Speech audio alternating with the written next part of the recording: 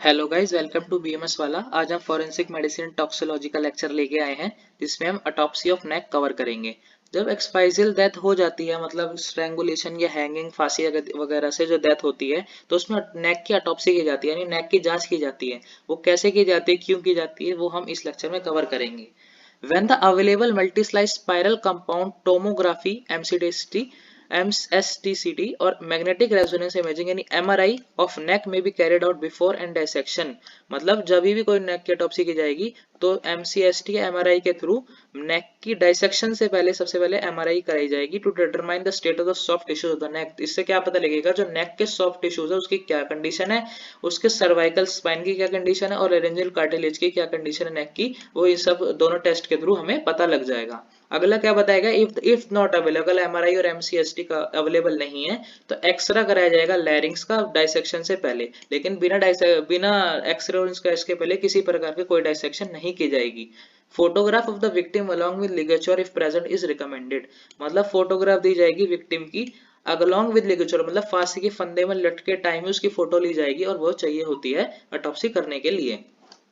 इसकी external examination कैसी होगी, सबसे पहले general feature, cloth and personal effects, मतलब जो उसके क्लोथिंग है और जो पर्सनल इफेक्ट्स है वो हम देखेंगे कि कैसे कपड़े हैं, क्या किस कपड़े से लटका हुआ है, क्या उसने पहने हैं, किस वजह से एक्सपाइजिया हुआ, ये सब हम उसके देखेंगे एक्सटर्नल फीचर में।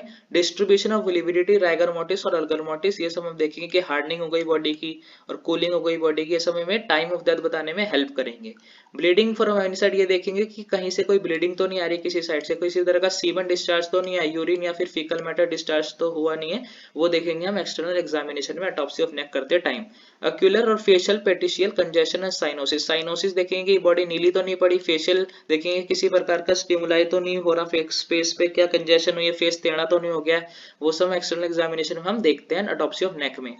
Tongue protrusion between clenched teeth and dribbling of saliva, मतलब जो टंग है वो दांतों के बीच से बाहर आ जाती है और जो मुख से सलाइवा है वो बाहर निकलता है। ऑटोप्सी ऑफ नेक करते टाइम हम इसे ये भी चेक करेंगे। एविडेंस ऑफ एनीदर ट्रॉमा, और कोई उसे और ट्रॉमा तो नहीं था, ये भी हम एक्सटर्नल एग्जामिनेशन में देखते हैं। अगला आता है डिस्क्रिप्शन ऑफ लिगेचर मार्क और फरो की, जो फंदा था, फांसी का फंदा लिगेचर था, उसका डिस्क्रिप्शन कैसे दिया गया, कोर्स एंगल था कि स्ट्रेट था, विड्थ कितनी चौड़ाई का था, एसोसिएशन स्किन चेंजेस और ट्रेमा की उस फंदे की वजह से स्किन पे क्या चेंजेस है, अगर कलर वाला फंदा तो कलर छोड़ जाएगा, हार्ड था तो निशान छोड़ जाएगा, वो सब। रिलेशन टू थायराइड कार्टिलेज के थायराइड कार्टिलेज पे लिगेचर का क्या इफेक्ट आया, पैटर्न किस पैटर्न में बांधा गया है, नेक क्या सरकमफेरेंस है, ओवरऑल गोलाई में नेक पे देखेंगे कि उसका क्या सरकमफेरेंस आ रहा है at the level of furrow के लेवल पे, ट्रांसफर ऑफ लिगेचर मटेरियल, और लिगेचर को जो मटेरियल उसको ट्रांसफर कर देंगे फर्दर टेस्ट के लिए। अगला आता है इसमें इंटरनल एग्जामिनेशन के अंदर के स्ट्रक्चर की एग्जामिनेशन कैसे होगी ऑटोप्सी ऑफ नेक में। Anterior neck structure examined at the end of autopsy for removal of tissues, collection of sample etcetera. जो एंटीरियर नेक के स्ट्रक्चर है जैसे कि टिश्यूज वगैरह और कलेक्शन, उनकी एंड में ऑटोप्सी की जाएगी, क्योंकि उन्हें पहले सैंपल के लिए भेजा जाएगा लैब में कि उसके एग्जामिन या डायग्नोसिस के लिए एंटीरियर नेक स्ट्रक्चर को पहले कलेक्ट किया जाएगा। Modified Y shape incision is preferable to expose the neck structure, Y shape का कट देते हैं हम ताकि जो नेक से स्ट्रक्चर है वो अच्छे से देख सकें। Anterior neck structure are inspected removing them, मतलब एंटीरियर नेक स्ट्रक्चर को सबसे पहले इंस्पेक्ट किया जाएगा हर एस्पेक्ट से, चाहे उसको लैब में किया जाए चाहे फिजिकली किया जाए, उनको पहले रिमूव नहीं किया जाएगा, पहले इंस्पेक्ट किया जाएगा।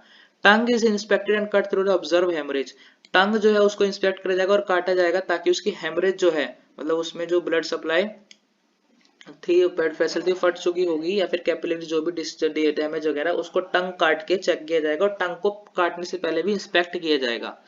It is noted whether haemorrhage are present in the submandibular glands और स्ट्रैप मसल, ये देखा जाएगा कि जो हेमरेज है वो ग्लैंड्स या स्ट्रैप मसल्स में तो वो नहीं है, क्या नाम उसमें हेमरेज तो नहीं है, ये भी हम नोट करेंगे। Thyroid gland is removed as section, जो थायराइड ग्लैंड है उसको रिमूव कर दिया जाएगा और सबसे पहले लेकिन उसकी भी थायराइड ग्लैंड की भी जांच की जाएगी। एनी हेमरेज और fracture is noted in muscle, किसी प्रकार का कोई हेमरेज या फ्रैक्चर हुआ है मसल में तो वो भी इंटरनल एग्जामिनेशन में हम देखेंगे।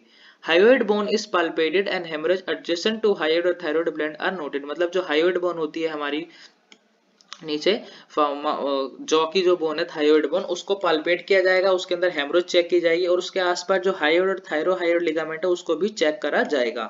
Longitudinal sections through larynx may be done to note intracartilaginous hemorrhage is suspected hanging cases। मतलब larynx के अंदर जो intracartilaginous hemorrhage है वो भी चेक की जाएगी अगर हैंगिंग का केस है, मतलब किसी ने अगर फांसी के फंदे को लटका लिया, अपने आप को लटका लिया है या फिर किसी ने उसको और लटका दिया तो larynx के hemorrhages और intracartilaginous सब चीज चेक की जाएगी। The esophagus and the larynx trachea are dissected posterior to observe any submucosal hemorrhage। तो जो अगर हैंगिंग का केस है तो ईसोफेगस और लैरिंग्स और ट्रेकिया भी डाइसेक्ट की जाएगी पोस्टीरियरली ताकि सबम्यूकोसल हेमरेज हम चेक कर सकें। तो थैंक यू गाइज, इस वीडियो में इतना ही, मिलते हैं नेक्स्ट वीडियो में।